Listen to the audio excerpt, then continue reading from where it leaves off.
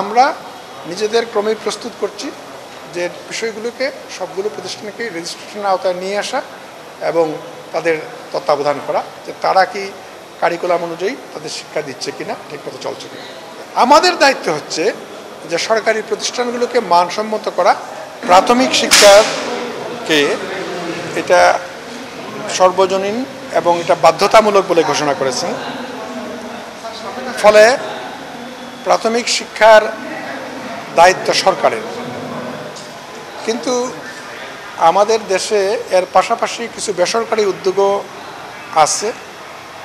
আগে এগুলোর মাত্রা কম ছিল, এখন অনেক বেশি মাত্রায় আছে, কিন্তু সরকারের এমন নীতি নেই যে বেসরকারিভাবে কেউ তা করতে পারবে না।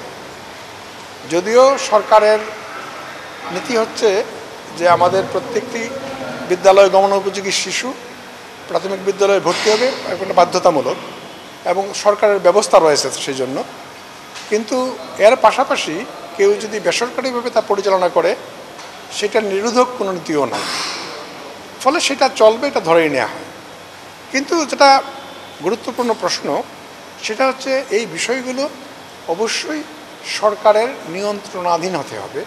নিয়ন্ত্রণাধীন এই অর্থে যে তারা কোন কারিকুলাম ফলো করবে, কি পড়াবে কি না পড়াবে, এই বিষয়গুলো একটা সরকারের নিয়মের ভিতরে থাকতে হবে। এখন এই প্রসঙ্গটা আপনি বলেছেন, আমাদের দেশে যে কিন্ডারগার্টেনগুলো আসছে বা ইংলিশ স্কুলগুলো চলছে সেগুলো কীভাবে চলছে, সেই বিষয়গুলো আমি মনে করি এই বিষয়গুলো আমাদের যেগুলো প্রাথমিক লেভেল পর্যন্ত শিক্ষা দিচ্ছে সেগুলো প্রাথমিক শিক্ষা মন্ত্রণালয়ের তত্ত্বাবধানেই হওয়া উচিত এবং সেই জন্য আমাদের একটা নীতিমালা রয়েছে। সেই নীতিমালাতে এগুলো রেজিস্ট্রেশন করার ব্যবস্থা রয়েছে এবং রেজিস্ট্রেশন করার পরে সেগুলো দেখভালের দায়িত্ব আমরা নেব। তো এই ক্ষেত্রটা যেহেতু আমরা এখন পর্যন্ত বেশি অগ্রসর হতে পারি নাই, এখনও অনেকগুলো প্রতিষ্ঠানে রেজিস্ট্রেড হয় নাই, ফলে আমরা ঠিক দেখভালও ঠিক করতে পারছি না।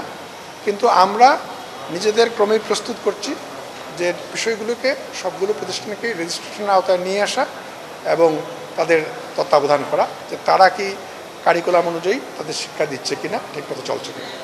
আমাদের যেহেতু রাষ্ট্রীয় পলিসি হিসাবেই স্বাস্থ্য এবং শিক্ষাখাতে প্রাইভেটাইজেশনকে অনুমতি দেওয়া হয়েছে, সুতরাং সেইখানে প্রাইভেট প্রতিষ্ঠান তৈরি হবে, সেটা স্বাভাবিক।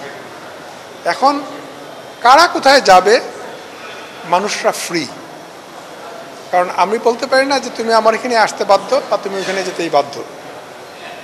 আমাদের দায়িত্ব হচ্ছে যে সরকারি প্রতিষ্ঠানগুলোকে মানসম্মত করা, যেন সেইখানে মানুষ যারা আসবে, বাচ্চারা আসবে, তারা যেন মানসম্মত শিক্ষা পায় এবং আমরা সেই চেষ্টা করছি এবং সেই ক্ষেত্রে আমাদের আস্তে আস্তে অগ্রগতিও হচ্ছে।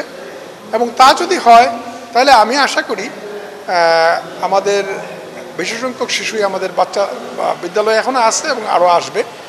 কিন্তু কোনো অভিভাবক যদি মনে করেন যে না তার বাচ্চাকে ইংলিশ স্কুলে পড়াবেন বা ওই অন্য কোথাও পড়াবেন, সেই ক্ষেত্রে আমাদের তো কোনো এমন ব্যাপার নেই যে আমরা তাকে নিষেধ করব। কিন্তু স্যার এই যে গলাকাটা ফি সেটি যাতে না নিতে পারে কোনো ব্যবস্থা নেবেন কিনা? হ্যাঁ, সেই ব্যাপারগুলোতে নিয়ম করা যেতে পারে যে এইগুলোর কেমন হওয়া উচিত, যদিও আমাদের এমন কোনো নিয়ম এখন পর্যন্ত নাই।